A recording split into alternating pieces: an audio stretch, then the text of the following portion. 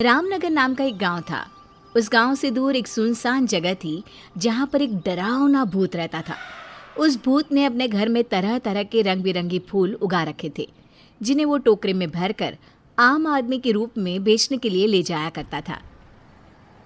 रामनगर के पास ही में एक बस स्टैंड था, जहां एक दिन वो भूत एक आम आदमी के रूप में अपना फूलों से भरा टोकरा लेकर जाता है और बोलता है, अरे वाह, फूल बेचने के लिए ये जगह तो सबसे बढ़िया है।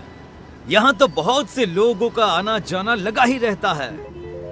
तभी वहां एक बस आकर रुकती है और भूत जोर जोर से आवाजें लगाने लगता है।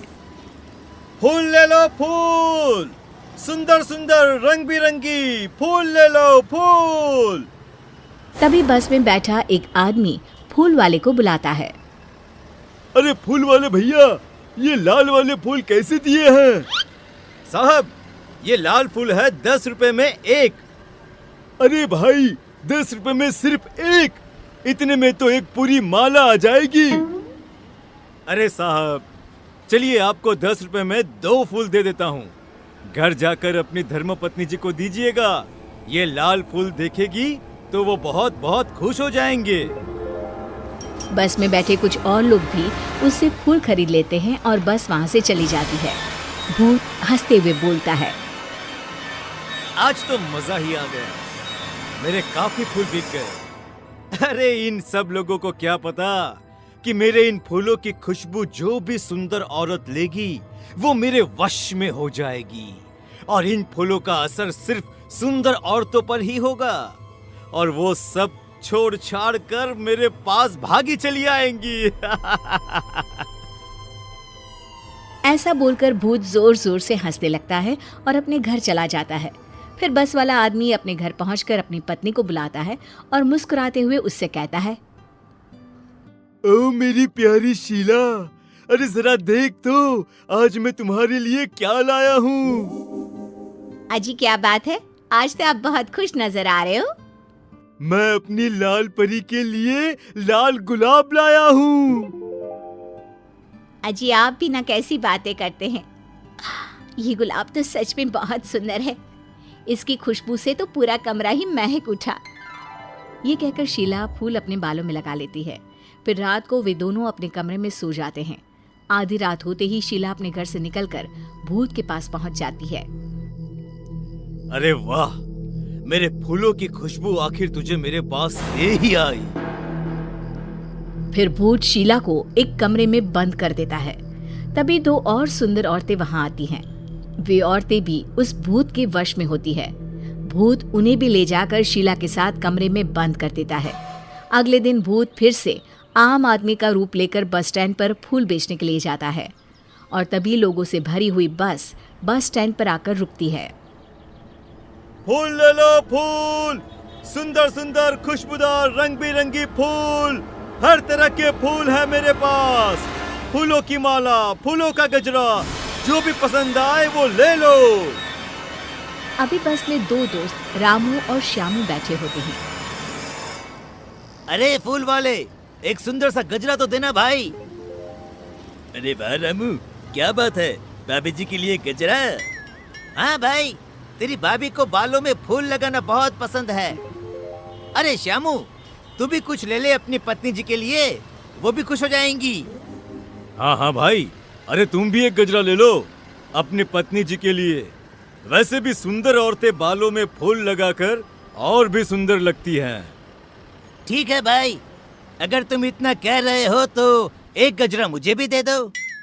उसके बाद वे दोनों गजरा लेकर वहां से चले जाते हैं और घर जाकर अपनी अपनी पत्नियों को गजरा दे देते हैं। श्यामू अपनी पत्नी लीला से कहता है, सही कहा था उस फूल वाले ने, सुंदर औरतें बालों में फूल लगाकर और भी सुंदर दिखती हैं। जी आप भी ना कैसी बातें करते हैं। चलिए अब सो जाइए, काफी रात हो गई है। फिर वे दोनों सो जाते हैं। आधी रात होते ही लीला उठती है और अपने कमरे से निकलकर भूत के पास चल पड़ती है। तभी श्यामू लीला को बाहर जाते हुए देख लेता है और लीला को आवाज देता है, अरे भगवान, आधी रात को कहाँ जा रही हो? पर लीला पर भूत के फूलों का असर होता है। थोड़ी दूर जाकर लीला गायब हो जाती है और भूत के पास पहुंच जाती है। श्यामू ये सब देखकर डर जाता है। थोड़ी देर में सुबह होती है और श्यामू भागते हुए अपने दोस्त के पास जाता है और उसे सारी बात बताता है। अरे भाई, ये क्या बोल रहे हो? कल रात से तेरी भाभी भी नहीं मिल रही है। जब से उसने अपने बालों में गजरा लगाया तब से वह बस फूलों की बातें किए जा रही थी। भाई, हो ना हो हमारी पत्नियों के गायब होने के पीछे जरूर उस फूल वाले का हाथ है। फिर वे दोनों बस स्टैंड पर जाते हैं और फूल वाले का पीछा करते हैं। पीछा करते हुए वे भूत के घर तक पहुंच जाते हैं और चुपचाप खिड़की से देखने लगते हैं। फूल वाला आम आदमी अब अपने भूतिया रूप में आ जाता है, जिसे देखकर सारी औरतें बहुत डर जाती हैं और जोर जोर से चिल्लाने लगती है।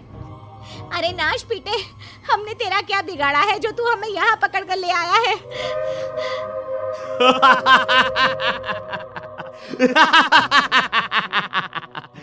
तुम सुंदर औरतों के खून से ही तो मेरे इन सुंदर सुंदर फूलों को शक्ति मिलती है।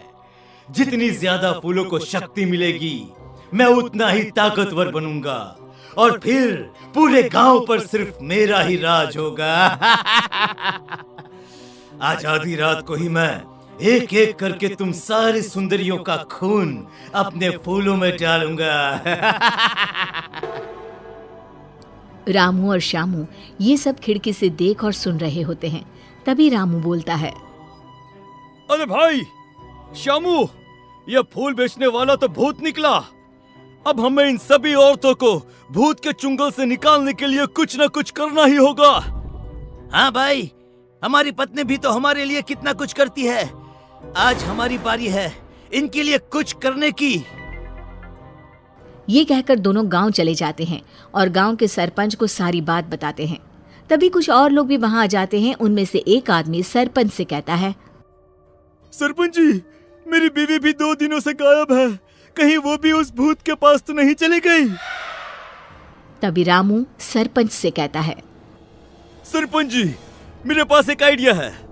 क्यों न मैं और श्यामू औरत के रूप में किसी तरह उस भूत के पास चले जाए और मौका मिलते ही उसके बगीचे से फूलों को तोड़ दे। अपनी पत्नियों को बचाने के लिए तुम सब उस शैतान भूत से भी लड़ने को तैयार हो। ये देखकर मुझे बहुत खुशी हो रही है। अरे भाई रात होने वाली है। भूत उन सब औरतों को कुछ करे उससे पहले हमें वहां पहुंचना होगा। ये कहकर सभी वहां से चले जाते हैं। रामू और श्यामू साड़ी पहनकर भूत के पास जाते हैं।